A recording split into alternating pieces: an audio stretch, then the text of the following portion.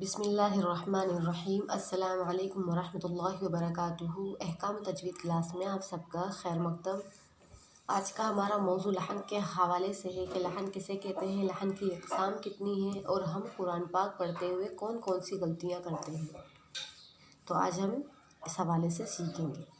دراصل لحن عربی زبان کا لفظ ہے جس کا مطلب ہے غلطی۔ اس کی اصطلاحی تعریف کچھ یوں ہے کہ تجوید کے بغیر قرآن پاک پڑھنے کو عربی میں لحن کہتے ہیں۔ قرآن کریم عربی زبان میں نازل ہوا ہے، اس کے خلاف پڑھنا لحن ہے۔ قرآن مجید کے اندر اکثر جو غلطیاں ہو جاتی ہیں، اس کی دو وجوہات ہیں، ایک لحن جلی جسے میجر مسٹیک کہتے ہیں اور ایک لحن خفی جسے مائنر مسٹیک کہتے ہیں۔ اگر آپ قرآن مجید میں غلطی کرنے سے بچنا چاہتے ہیں، یعنی آپ لحن جلی اور لحن خفی کا خیال رکھتے ہوئے قرآن کو صحیح طریقے سے پڑھنے والے ہیں، تو اس وائس کو دھیان سے لازمی سنیں۔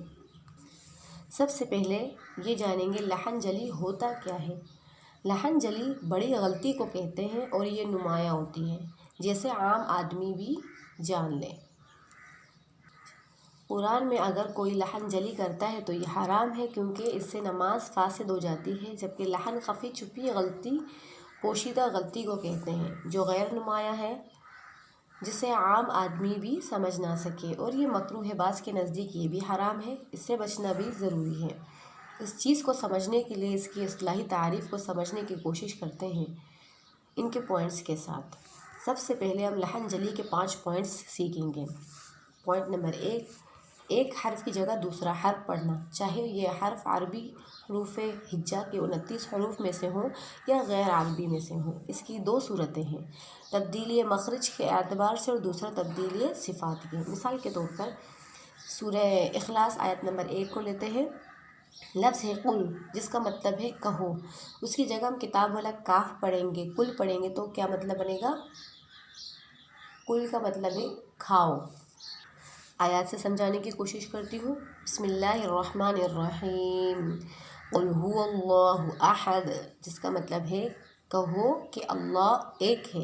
اگر ہم پڑھیں گے قل هو اللہ احد تو مطلب بنے گا کھاؤ کہ اللہ ایک ہے۔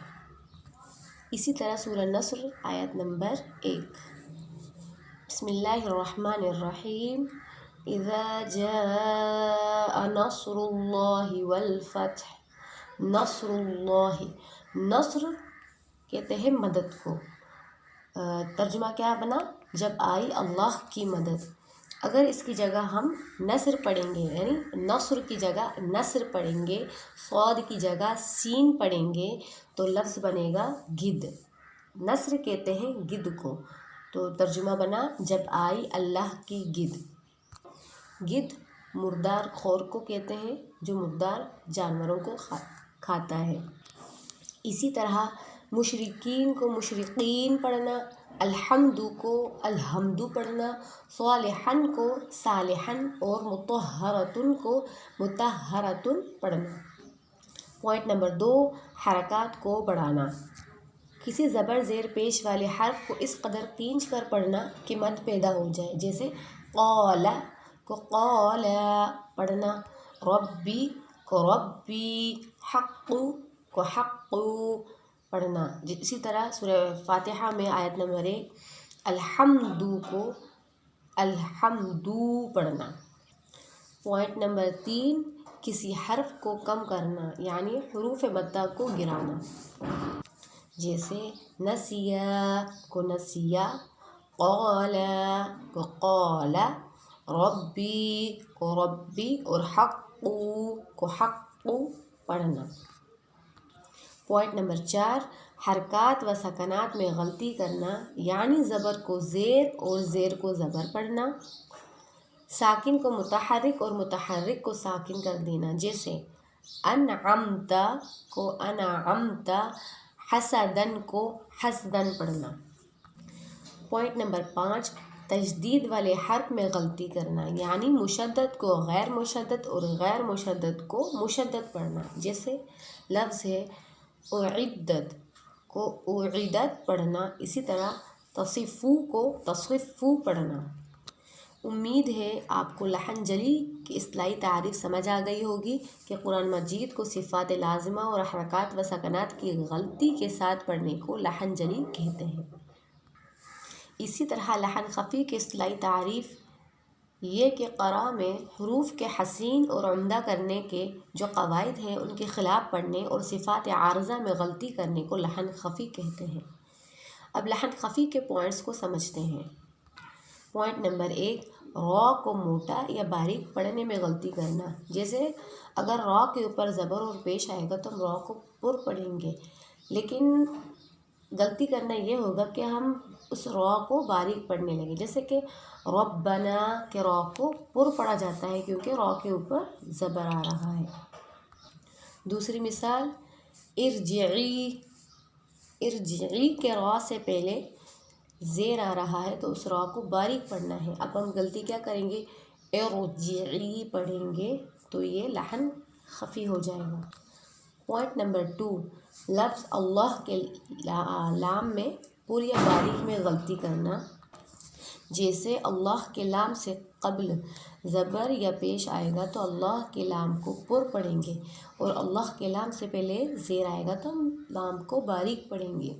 اب طریقہ کیا ہے، لفظ ہے اللہ کی جگہ ہم اللہ پڑھیں تو یہ لحن خفی ہو جائے گا۔ اسی طرح بسم اللہ کی جگہ ہم بسم اللہ پڑھیں۔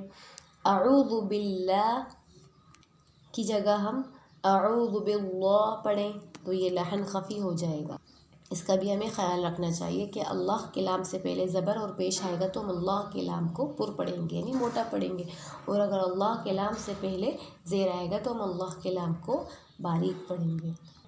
پوائنٹ نمبر 3 ہے اخفا کو اظہار اور اظہار کو اخفا میں غلطی کرنا، یعنی غنّے کے مقام پر غنّہ نہ کرنا اور جہاں غنّہ نہ کرنا ہو وہاں غنّہ کرنا۔ جیسے اب اظہار کا مطلب ہے ظاہر کرنا، یعنی حروف حلقی سے پہلے نون ساکن تنوین آ جائے تو ہم وہاں پہ نون کو غنّہ نہیں کریں گے۔ تو اب غلطی یہ ہوگی کہ ہم اس نون کو غنّہ کریں گے، جیسے کہ لفظ ہے انعمت، یہاں پہ کیا ہو رہا ہے، اظہار ہو رہا ہے، اور ہم یہاں پہ اخفا کرتے ہیں، نون کو غنّہ کریں۔ کیسے، انعمت کر کے پڑھیں یا انعمت کر کے پڑھیں تو یہ بھی غلط ہو جائے گا، لحن خفی میں آ جائے گا۔ اسی طرح اخفا کا حروف ہے، جیسے کہ ہم پڑھتے ہیں اور آگے انشاءاللہ تعالیٰ آپ کو پڑھاؤں گی میں کہ حروف اخفا 15 ہیں، اگر اس سے پہلے نون ساکن تنوین آ جائے تو وہاں پہ غنّہ کیسے کرنا ہے۔ اب لفظ اخفا کا آتا ہے انت، اب انت کو ہم انتا پڑھیں گے تب بھی یہ کیا ہو جائے گا، لحن خفی میں آ جائے گا، اس کا بھی خیال رکھنا ہے آپ نے۔ امید ہے آپ کو لحن جلی اور لحن خفی اچھے سے سمجھ آ گئی ہوگی۔ میں نے مثالوں کے ساتھ آپ کو پڑھایا ہے، انہیں امپروو کریں۔ ایسی غلطیاں اگر قرآن مجید میں ہو جاتی ہیں تو ان سے پرہیز کریں۔ قرآن کو صحیح پڑھیں، مخارج کو سیکھیں، مخارج کا سیکھنا بہت ضروری ہے۔